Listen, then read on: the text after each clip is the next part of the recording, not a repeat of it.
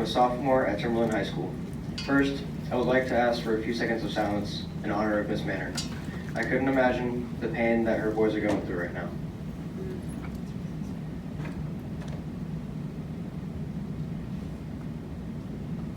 Thank you. Tonight, I would like to address two issues. The first issue is the inappropriate books that are in our libraries. I do not know if you guys have considered the effects of these books that they can have on us. Yes, kids can access inappropriate things on the internet if they know how, but this is usually not what parents would want or be okay with happening.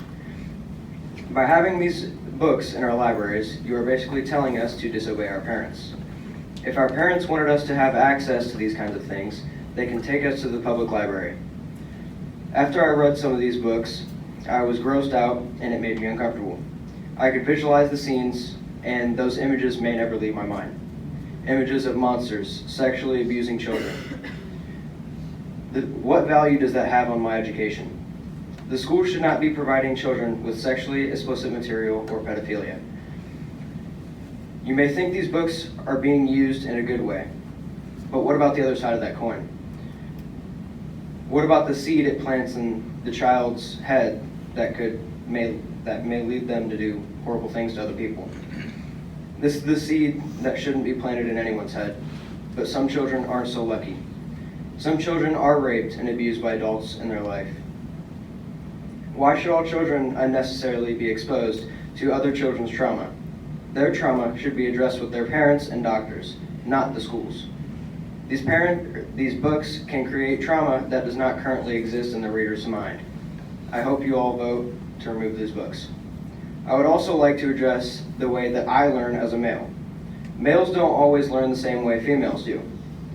I know I'm not the only one because a lot of my male friends feel the same way. I feel like our schools are set up for females to exceed, but not the males. Males need active learning, while females can learn just as well by reading something.